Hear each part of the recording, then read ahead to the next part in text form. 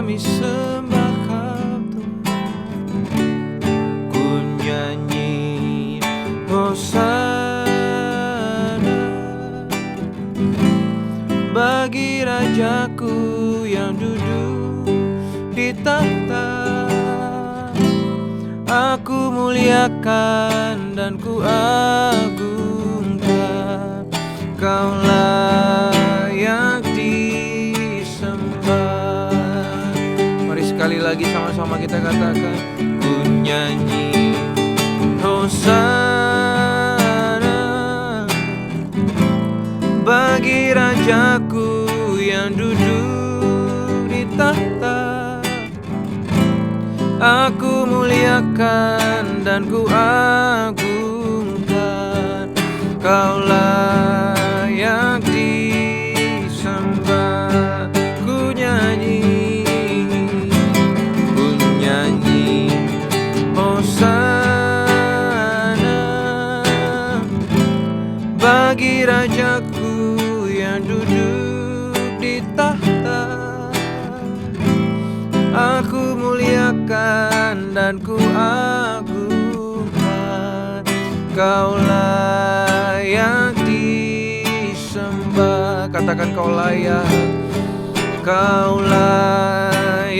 disembah. Kau layak disembah.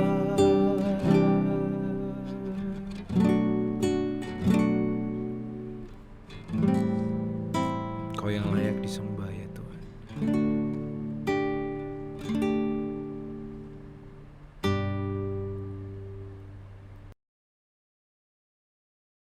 Shalom jemaat HOJ yang dikasihi Tuhan.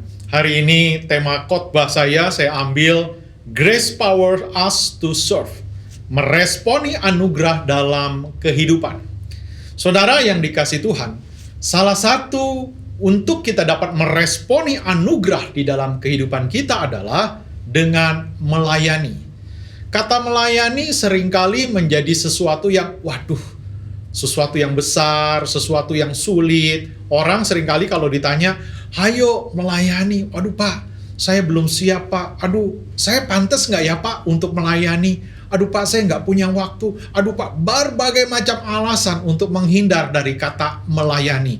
Jadi melayani sepertinya sebuah hal yang mengerikan sekali begitu ya saudara. Tapi hari ini, mari kita melihat melayani apa yang dimaksud oleh Tuhan Yesus di dalam kehidupan kita.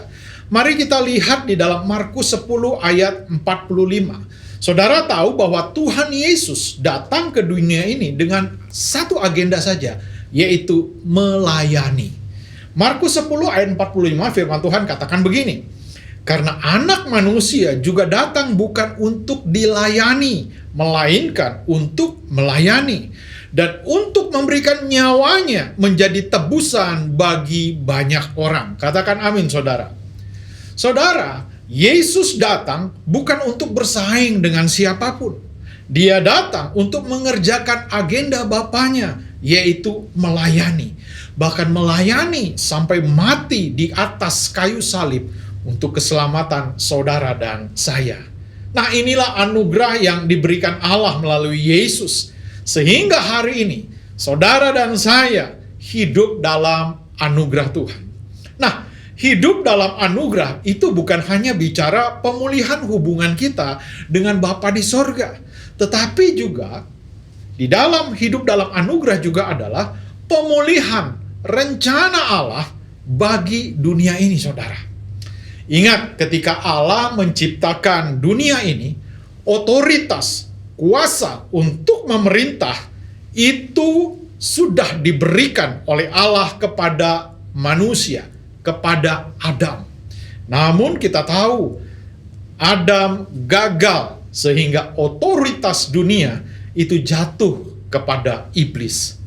Tapi puji Tuhan saudara, di dalam Yesus, anugerah yang kita terima saat ini membuat kita memiliki otoritas atas dunia ini kembali. Wow, puji Tuhan saudara.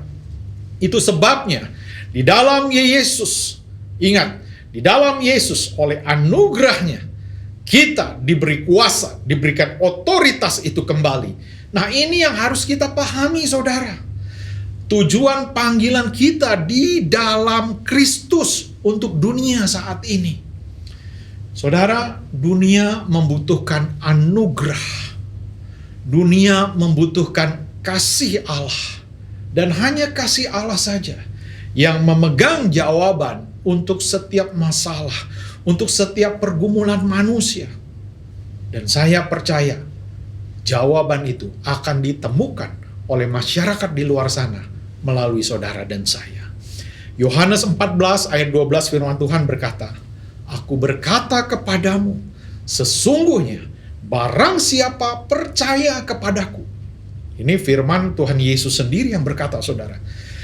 "Sesungguhnya barang siapa percaya kepadaku, ia akan melakukan pekerjaan-pekerjaan yang aku lakukan. Bahkan pekerjaan-pekerjaan yang lebih besar daripada itu.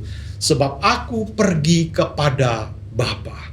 Saudara, firman tadi berkata bahwa Tuhan memberikan otoritas. Tuhan Yesus memberikan kuasa untuk kita melakukan pekerjaan-pekerjaan yang lebih besar. Kita bisa bukan karena kita mampu. Kita bisa karena Dia mampu. Oleh karena rohnya menyatu dengan roh kita. Ingat saudara, ada Roh Kudus di dalam kehidupan saudara dan saya. Kita sudah diperlengkapi dengan karunia roh. Itu sebabnya saudara dapat melakukan pekerjaan-pekerjaan yang lebih besar, kata Tuhan Yesus. 1 Korintus 6 ayat 17, "Tetapi siapa yang mengikatkan dirinya pada Tuhan, menjadi satu roh dengan Dia." Itu sebabnya rohnya yang menyembuhkan orang sakit, rohnya yang membangkitkan orang mati. Jadi ketika rohnya bersatu dengan roh kita, maka saudara dan saya juga bisa melakukan pekerjaan-pekerjaan yang telah Yesus lakukan. Bahkan kata Tuhan Yesus, yang lebih besar daripada itu. Tapi saudara, seringkali kita menjadi ragu. Kita ragu untuk berdoa. Kita ragu untuk mendoakan orang sakit. Kenapa? Karena seringkali kita tidak mengerti. Kita ragu tentang diri kita di dalam Kristus. Seringkali kita masih memandang diri kita di dalam kemanusiaan kita, di dalam kedagingan kita. Sehingga kita akan melihat keterbatasan, ketidakmampuan, kelemahan kita sebagai manusia. Seringkali kan kita berpikir, apakah saya bisa? Kayaknya ini bukan tugas saya. Ini tugasnya Pak Taufan sebagai gembala. Saya nggak mungkin bisa. Saya kan hanya jemaat. Level saya berbeda. Kita melihat kelemahan kita, saudara. Itu sebabnya, saudara, kita harus memandang, kita harus melihat diri kita di dalam roh. Ketika kita melihat diri kita sebagai ciptaan yang baru dalam anugerah Tuhan, maka saudara akan mengerti otoritas, kuasa itu membuat kita bukan hanya sebagai pemenang, tapi lebih daripada pemenang. Katakan amin, saudara. Tuhan telah memberi kita masing-masing otoritas dan tanggung jawab untuk membawa kasih karunia dan membagi kehidupannya, kehidupan Yesus kemanapun kita pergi. Filipi 4 ayat 9 berkata, "Dan apa yang telah kamu pelajari, dan apa yang telah kamu terima, dan apa yang telah kamu dengar, dan apa yang telah kamu lihat padaku, lakukanlah itu," kata Tuhan. "Maka Allah sumber damai sejahtera akan menyertai kamu." Saudara, saya percaya saudara sudah cukup lama mengenal Tuhan. Saudara sudah belajar tentang anugerah Tuhan, tentang Tuhan Yesus. Saudara telah terima itu semua. Saudara telah dengar, saudara telah melihat. Dan ini waktunya untuk saudara dan saya mulai bergerak keluar. Mulai membagikan kehidupan Kristus kemanapun, dimanapun saudara berada saat ini. Saudara dan saya dipanggil dalam anugerah Allah untuk melayani dan memberitakan kasih karunia Allah Jadi itu yang Yesus maksudkan tentang melayani. Bahwa bukan kita lagi, tapi karena Roh Allah, karena Roh Kudus yang di dalam diri kita, yang memampukan kita untuk melakukan pekerjaan-pekerjaan yang lebih besar. Nah, hari ini saudara, kita akan belajar dari Rasul Paulus. Ada 3 yang saya catat bagaimana rahasia melayani dari kehidupan Paulus yang dapat kita teladani. Kita lihat di dalam Kisah Rasul 20 ayat 19 sampai 20. Dengan segala rendah hati, aku melayani Tuhan. Dalam pelayanan itu, aku banyak mencucurkan air mata dan banyak mengalami pencobaan dari pihak orang Yahudi yang mau membunuh aku. Sungguh pun demikian, aku tidak pernah melalaikan apa yang berguna bagi kamu. Semua ku beritakan dan ku ajarkan kepadamu, baik di muka umum maupun dalam perkumpulan-perkumpulan di rumah kamu. Kunci yang pertama, saudara, melayani dengan kerendahan hati. Paulus berkata, dengan segala rendah hati, aku melayani Tuhan. Saudara, musuh besar kita salah satunya adalah keangkuhan, kesombongan. Kita semua bisa jatuh dalam dosa ini, yaitu kesombongan. Dosa yang satu ini, saudara, terlihat dalam tanda petik kecil, tersamar, bahkan cenderung tidak kelihatan. Seringkali kesombongan ketika tidak bisa ditampilkan, orang menyembunyikan itu, kita nggak bisa tahu apakah kita ini sombong atau tidak. Saudara yang dikasihi Tuhan. Namun dosa kesombongan ini jahatnya luar biasa. Kenapa? Allah sangat menentangnya, saudara. Dan itu akan membuat kita keluar dari kasih Allah. Sebab Allah mengasihi orang-orang yang rendah hati. 1 Petrus 5 ayat 5 berkata, demikianlah juga kamu, hai orang-orang muda, tunduklah kepada orang-orang yang tua, dan kamu semua, rendahkanlah dirimu seorang terhadap yang lain. Sebab, perhatikan baik-baik, Allah menentang orang yang congkak atau orang yang sombong, tetapi mengasihani orang yang rendah hati. Ketika saudara menganggap diri saudara lebih hebat, lebih benar, lebih senior, lebih berpengalaman, dan menganggap orang lain, meremehkan orang lain, ingat, saudara sudah bersikap sombong. Di dalam melayani, tidak ada persaingan, saudara. Ketika murid-murid Tuhan Yesus meributkan siapa di antara mereka yang paling terbesar, Yesus menegur dan mengajar mereka. Di dalam Markus 9 ayat 35, Tuhan berkata seperti ini. Jika seorang ingin menjadi yang terdahulu, yang lebih unggul maksudnya, hendaklah ia menjadi yang terakhir dari semuanya dan pelayan dari semuanya. Frasa kata menjadi pelayan dari semuanya itu menyoroti kata tujuan. Tidak salah saudara pengen sukses, saudara mau unggul, saudara ingin memilih kedudukan. Tetapi ingat saudara, kedudukan hanyalah sarana, bukan destinasi, bukan tujuan. Karena tujuan dari semua itu adalah untuk melayani semua orang. Ketika saudara saat ini memegang sebuah jabatan, mungkin sebagai manajer, mungkin sebagai supervisor, mungkin saudara adalah owner dari perusahaan saudara. Mungkin di dalam pelayanan saudara adalah kepala bidang, koordinator, gembala kor, memegang sebuah posisi. Berarti saudara sudah harus siap untuk melayani. Amin, saudara. Paulus mengingatkan kembali di dalam 1 Korintus 15 ayat yang ke-10. Tetapi karena kasih karunia Allah, aku adalah sebagaimana aku ada sekarang. Dan kasih karunia yang dianugerahkannya kepadaku tidak sia-sia. Sebaliknya, aku telah bekerja lebih keras daripada mereka semua. Tetapi bukan aku, melainkan kasih karunia Allah yang menyertai aku. Paulus tahu bahwa apa yang dia lakukan itu semua karena kasih karunia Allah. Saudara yang dikasihi Tuhan, orang yang hidup dalam anugerah, maka hatinya selalu penuh dengan kerendahan hati dan selalu meluap untuk melayani.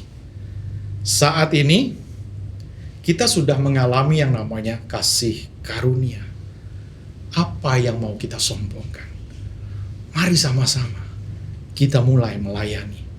Melayani dari hal yang sederhana, saudara. Mulai dari keluarga kita.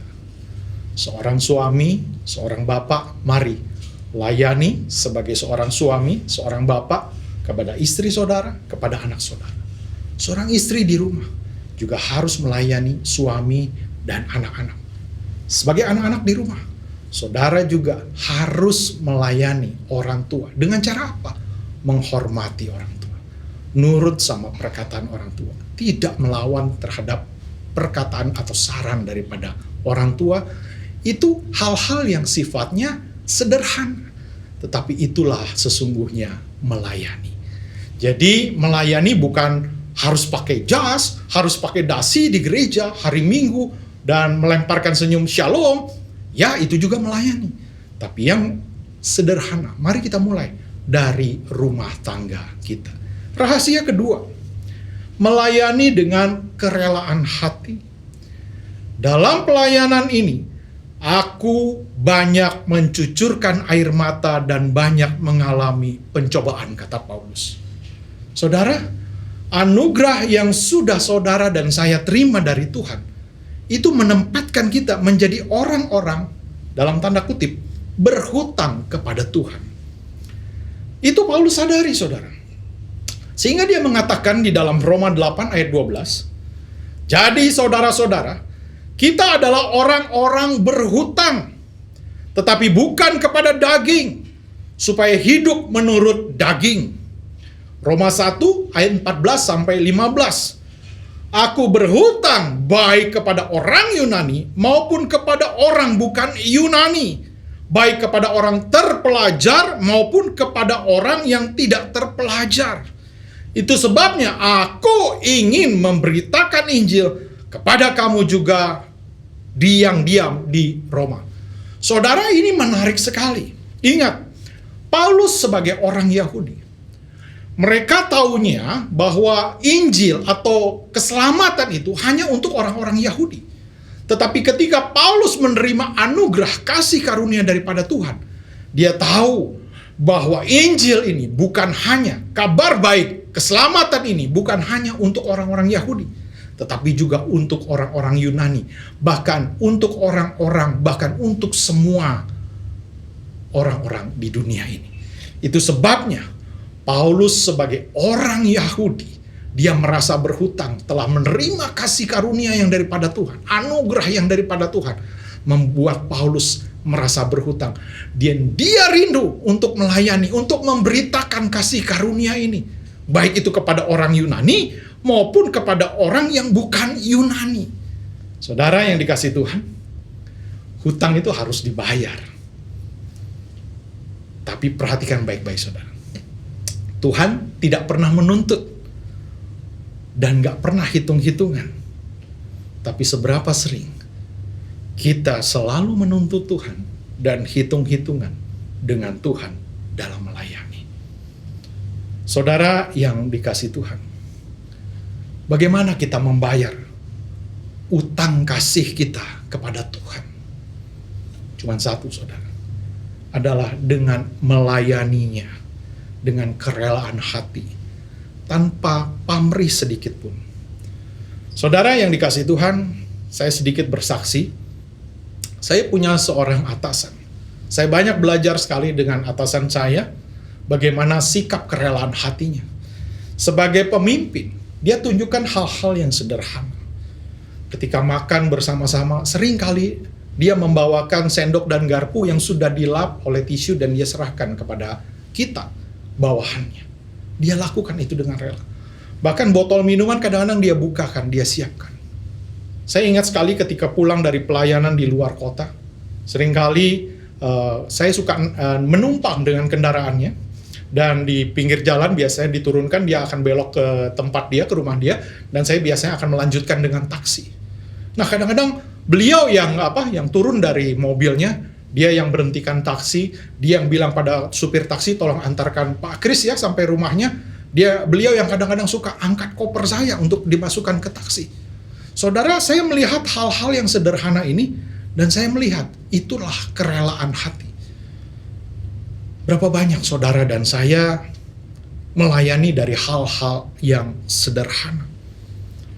Melayani dengan kerelaan hati tanpa pamrih sedikit pun. Saat kita sadar kita adalah orang-orang yang berhutang, maka kita rela untuk melayani. Seperti yang tadi saya bilang, dimulai dari keluarga. Bagaimana sikap saudara terhadap bawahan saudara? Bagaimana sikap saudara dalam melayani terhadap pembantu di rumah saudara? Mungkin saudara bilang, saya bayar dia Pak, dia harus melayani saya. Tidak seperti itu konsepnya Tuhan. Saudara, Tuhan tetap ajarkan kita untuk jadi teladan. Bagaimana mereka bisa melihat kasih Kristus? Bagaimana mereka bisa melihat Kristus? Mereka bisa melihat Kristus dari perkataan saudara, sikap saudara. Dan ketika saudara menampilkan kesaksian yang sederhana melalui perkataan saudara, sikap saudara, saudara sedang melayani. Yang terakhir saudara, yang ketiga, melayani dengan setia sampai akhir. Aku tidak pernah melalaikan apa yang berguna bagi kamu.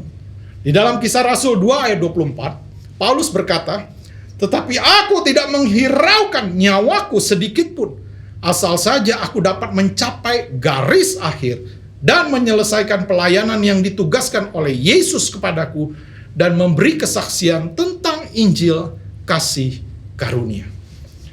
Saudara yang dikasihi Tuhan, ketaatan itu bukan pada saat-saat tertentu atau momen-momen tertentu. Tuhan mengajarkan kita harus taat sampai akhir. Yes, sampai akhir hayat kita. Itulah kesetiaan hingga akhir. Seperti yang Yesus lakukan. Keteladanan Yesus yang harus kita lihat. Bagaimana dia taat melakukan tugas dari Bapanya sampai mati di kayu salib untuk saudara dan saya. Kesetiaan Paulus ini juga dia wariskan kepada Timotius dan juga kepada kita semua. Di dalam 2 Timotius 4 ayat yang kelima, tetapi kuasailah dirimu dalam segala hal, sabarlah menderita, lakukanlah pekerjaan pemberitaan Injil, dan tunaikanlah tugas pelayananmu. Saudara, ada sebuah kisah yang menarik dari seorang pelari maraton yang bernama John Awari. Di tengah perlombaan, dia mengalami kecelakaan. Dia terjatuh dan engsel kakinya itu bergeser. Dan itu sakit sekali, nyeri sekali. Tetapi dia tidak berhenti. Dia tetap melanjutkan pertandingan maraton itu. Bahkan 1 jam sebelum John Awari sampai ke garis finish, pertandingan sebenarnya sudah usai. Sudah ada pemenangnya, bahkan sudah dikalungkan medali emas. Tapi John Awari tetap ingin menyelesaikan pertandingan itu. Semua penonton tidak meninggalkan stadion. Mereka menunggu John Awari menyelesaikan pertandingan. Ada seorang wartawan berkata, John, kamu kan tahu bahwa tidak ada peluang untuk kamu menang. Kenapa kamu masih melanjutkan pertandingan itu? Dia berkata, dan ini menjadi quotes yang luar biasa sekali. Dia berkata seperti ini. Negara saya tidak mengirim saya sejauh 5.000 mil untuk memulai pertandingan. Mereka mengirim saya untuk menyelesaikan pertandingan. Saudara, ini perkataan orang dunia. Dia tahu dia harus menyelesaikan pertandingan. Saudara dan saya adalah orang-orang yang sudah menerima anugerah kasih karunia daripada Tuhan. Saudara ada saat ini ditopang oleh anugerah Tuhan. Saudara dan saya hidup dalam anugerah Allah, memiliki satu tanggung jawab sebagai orang percaya, yaitu menyelesaikan pelayanan saudara dan saya sampai garis akhir. Marilah kita tetap setia kepada Tuhan, melayani Dia, membagikan kasih-Nya, memberitakan kebaikan-Nya sampai garis akhir. Saudara, sebagai penutup, anugerah Tuhan itu akan mendorong kita untuk melayani dan memberitakan kasih Tuhan kepada orang lain. Melayani adalah tanggung jawab kita, saudara, sebagai orang yang telah diselamatkan. Mari tundukkan kepala. Saya rindu kita berdoa. Bapa, terima kasih untuk kebenaran firman-Mu hari ini. Kami akan melayani dengan kerendahan hati. Kami akan melayani dengan kerelaan untuk mentaati kehendak Tuhan tanpa mempedulikan resiko. Dan kami rindu untuk menyelesaikan pelayanan kami, hidup kami, dengan membagikan hidup-Mu kepada orang lain. Apa yang telah Engkau lakukan di atas kayu salib menebus kami, orang berdosa, dan kami sudah menerima anugerah. Kami diberikan otoritas, kami diberikan kuasa. Biarlah dengan otoritas dan kuasa itu, kami akan bagikan, kami akan praktekkan kehidupan Kristus di dalam hidup kami. Dan biarlah orang melihat Tuhan dalam kehidupan kami, ya Tuhan. Sehingga kami menjadi jawaban atas doa seseorang.